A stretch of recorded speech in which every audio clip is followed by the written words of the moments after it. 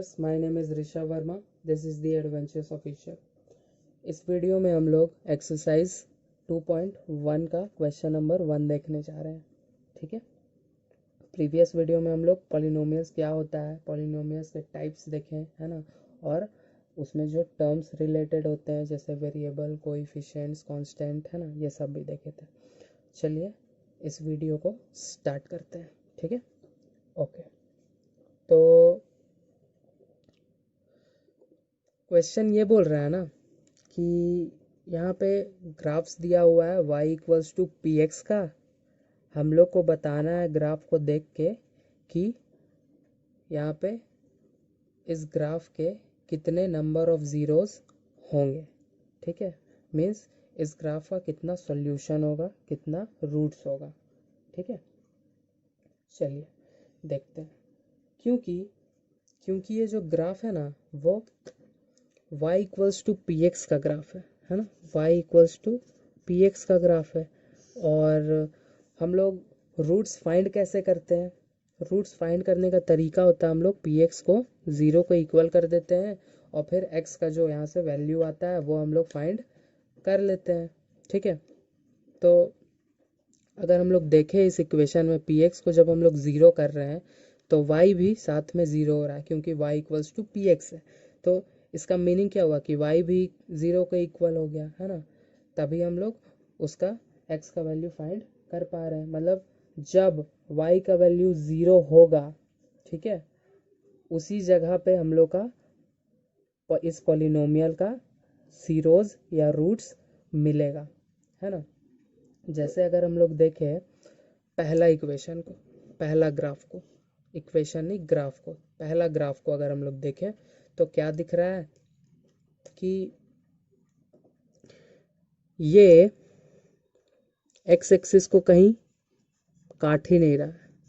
ठीक है, अच्छा, एक्स एक्सिस को काटने का बात मैं क्यों कर रहा हूँ? ठीक है, एक्स एक्सिस को क्रॉस करने का या टच करने का बात मैं इसलिए कर रहा हूँ क्योंकि y 0 तभी होता है जब एक्स एक्सिस पे हम लोग कोई भी पॉइंट ले। जैसे मान लीजिए कि हम ये पॉइंट लेते हैं, ये एक पॉइंट है जो एक्स एक्सिस पे है, तो इसका कोऑर्डिनेट अगर हम लोग निकालना चाहे, है ना, तो मान लीजिए यहाँ से यहाँ तक का जो डिस्टेंस है वो ए है। ठीक है, तो इस पॉइंट का कोऑर्डिनेट क्या हो जाएगा, ए कॉमा वाई क्या हो जाएगा इसका 0, है ना, तो ए कॉमा 0।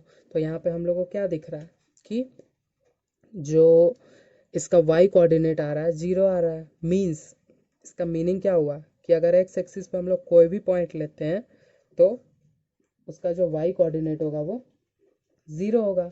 तो यहाँ पे वही है कि हम लोग ज़ीरोस कैसे फाइंड करते हैं, तो px को 0 करके px 0 हुआ तो y भी 0 हो गया। और y कब 0 आ रहा है, जब ग्राफ x एक्सिस को जहाँ पे काट रहा है वहीं पे, है ना, क्योंकि x एक्सिस पे कोई भी पॉइंट लेने से उसका जो कोऑर्डिनेट होता है उसमें y 0 हो जाता है। ठीक है, तो इसका मीनिंग यही निकला, इसका रेफरेंस या रिजल्ट यही निकला कि जब ग्राफ x एक्सिस को किसी भी पॉइंट पे टच करता है या काटता है, ठीक है, तो उसी पॉइंट पे, ठीक है, उसी पॉइंट पे हम लोग को उस पॉलिनोमियल का ज़ीरोज़ मिलेगा। वही उसी का जो x इंटरसेप्ट होगा या x कोऑर्डिनेट होगा, ठीक है, वही हम लोग को उसका ज़ीरोज़ का वैल्यू बताएगा। ठीक है, जैसे अगर हम लोग ध्यान दें, पहले 1 नहीं बना के पहले 2 को देखते हैं, तो हम लोगों को क्या दिख रहा है कि ये जो ग्राफ है वो x एक्सिस को इस पॉइंट पे काट रहा है। मान लीजिए इस पॉइंट का जो कोऑर्डिनेट है वो 3 0 है। ठीक है, इस पॉइंट का कोऑर्डिनेट हम लोग अपने से मान लिए 3 0। तो अगर हम लोग इस पॉइंट का कोऑर्डिनेट को 3 0 मान रहे हैं, ठीक है, तो क्या दिख रहा है हम लोग को कि यहाँ पे y कोऑर्डिनेट 0 आया, है ना। तो हम क्या बोले थे कि जब भी y कोऑर्डिनेट 0 होगा पी एक्स इक्वल्स टू 0 होगा, वहीं पे हम लोग को क्या निकलता है, इसका वैल्यू निकलता है ना। ज़ीरोज़ इसका फाइंड होता है, इसका रूट फाइंड होता है पॉलिनोमियल का। ठीक है, तो इसका मीनिंग क्या हुआ कि इस पॉलिनोमियल का एक्स इंटरसेप्ट 3 है ना, एक्स कोऑर्डिनेट इसका 3 है, इसलिए इसका ज़ीरो क्या होगा, 3 होगा। इसका जो सॉल्यूशन होगा वो 3 होगा। ठीक है, इसका सॉल्यूशन 3 होगा। तो इससे हम लोग को ये बात पता चल गया कि ग्राफ जितना बार एक्स एक्सिस को काटेगा या टच करेगा उतना ही उसका नंबर ऑफ पॉलिनोमियल होगा, और जहाँ जहाँ पे वो उसको एक्स एक्सिस को टच करेगा या काटेगा वहीं वहीं पे हम लोग को उसका ज़ीरोज़ मिलेगा। जैसे अगर एक ये थर्ड क्वेश्चन नंबर 3 देखें तो क्या दिख रहा है, एक यहाँ पे काट रहा है, एक यहाँ पे काट रहा है, एक यहाँ पे काट रहा है। ठीक है, तो इसका जो एक्स इंटरसेप्ट होगा वो इसका ज़ीरोज़ होगा। ठीक है, इसका जो यहाँ पे जो कोऑर्डिनेट एक्स कोऑर्डिनेट का जो वैल्यू आएगा वो इसका ज़ीरो होगा। यहाँ पे जो कट कर रहा है यहाँ पे जो एक्स का वैल्यू आएगा वो इसका ज़ीरोज़ होगा।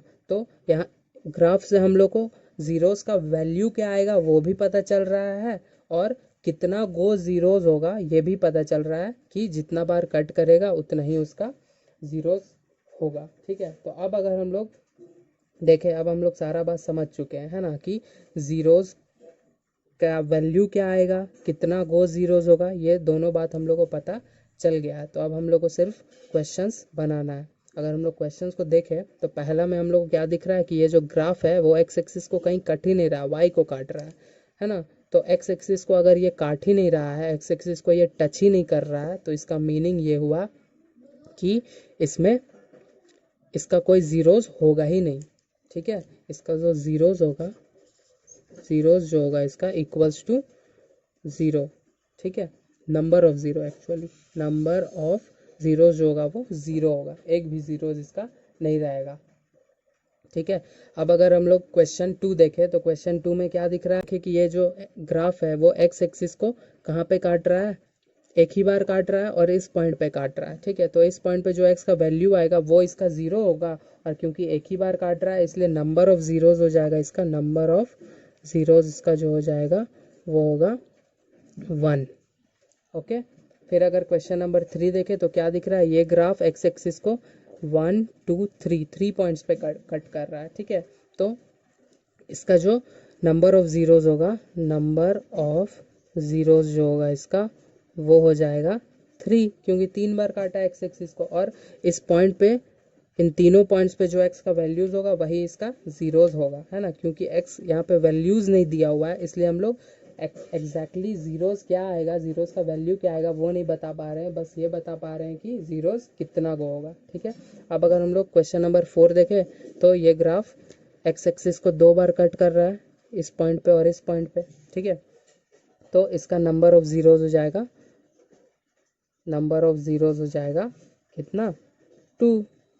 ओके, अगर इस पॉइंट का कोऑर्डिनेट दिया हुआ रहता तो ज़ीरोज़ क्या क्या होगा, ज़ीरोज़ का वैल्यू क्या होगा वो भी हम लोग बता पाते। यही मैं बार बार आप लोगों को समझाना चाह रहा हूँ। ठीक है, यहाँ पे हम लोग सिर्फ आंसर्स नहीं देख रहे हैं, हम लोग कंसेप्ट देख रहे हैं। ठीक है, अगर आप लोगों को वीडियोस पसंद आ रहा होगा तो लाइक ज़रूर करिएगा और सब्सक्राइब भी कर लीजिएगा चैनल को। ठीक है, अब बढ़ते हैं हम लोग क्वेश्चन नंबर 5 की तरफ। अगर हम लोग क्वेश्चन नंबर 5 को देखें तो क्या दिख रहा है, देखिए क्या दिख रहा है क्वेश्चन नंबर 5 को, कि ये जो ग्राफ है वो 1 पॉइंट 2 पॉइंट 3 पॉइंट 4 पॉइंट्स पे एक्स एक्सिस को कट कर रहा है। ठीक है, तो 4 पॉइंट्स पे अगर ये एक्स एक्सिस को कट कर रहा है तो इसका नंबर ऑफ ज़ीरोज़ जो हो जाएगा वो हो जाएगा इक्वल्स टू 4 पॉइंट पे एक्स एक्सिस को कट किया तो 4 ज़ीरोज़ होगा, है ना।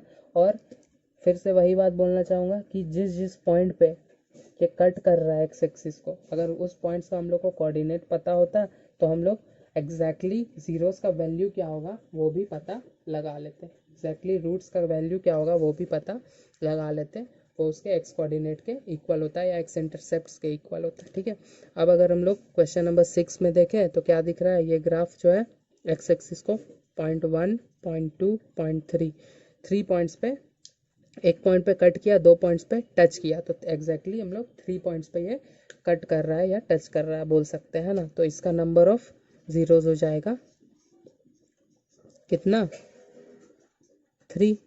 है ना। चलिए, तो यहाँ पे कंप्लीट होता है हम लोग का एक्सरसाइज 2.1। ठीक है, नेक्स्ट वीडियो में हम लोग एक्सरसाइज 2.2 देखेंगे। ठीक है, अभी के लिए थैंक यू फॉर वॉचिंग।